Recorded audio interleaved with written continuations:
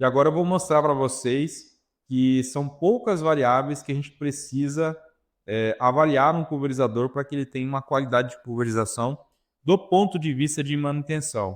Então, o que a gente tem que estar olhando? Ou seja, quais são as variáveis que o fluxinho vai gerar? A primeira coisa que a gente tem que verificar, inclusive antes de iniciar a coleta, é a pressão.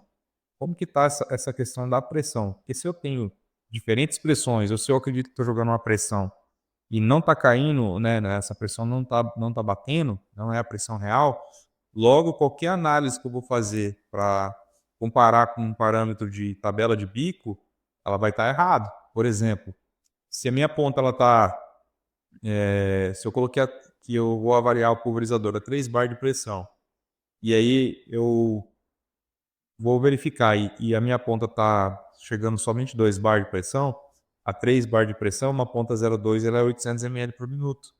A 2 bar é muito menor essa vazão. Então, se está chegando 2 bar lá, logo eu posso acabar condenando o jogo de ponta sem essa ponta estar desgastada. Sem contar que isso afeta o tamanho de gota, a formação do tipo de jato. Então é muito importante que a gente tenha uma pressão uniforme na barra antes de iniciar a inspeção. E esse é o primeiro parâmetro que eu tenho que inspecionar no pulverizador quando eu vou trabalhar com inspeção periódica de máquinas, quando eu vou trabalhar com fluxinho.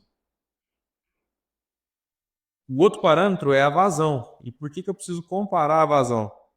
Porque a vazão é exatamente o que eu estou jogando, o que eu estou distribuindo. É exatamente o que está caindo ali da ponta. É o parâmetro que eu vou saber se essa ponta está nova, se ela está desgastada, se está ocorrendo algum problema na máquina, porque toda ponta de pulverização ela já vem com um catálogo informando que em determinada pressão uma ponta tem que ter determinada vazão.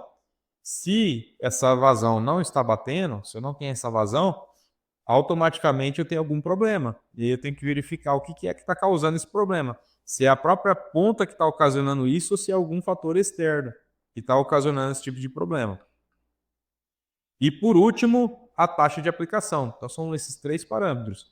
A taxa de aplicação é basicamente se aquilo que eu estou programando para jogar, a quantidade de cauda que eu estou programando para distribuir naquela determinada área, se ela está caindo, se ela está realmente essa taxa de aplicação que eu programei que está caindo lá, se não está sobrando ou faltando cauda.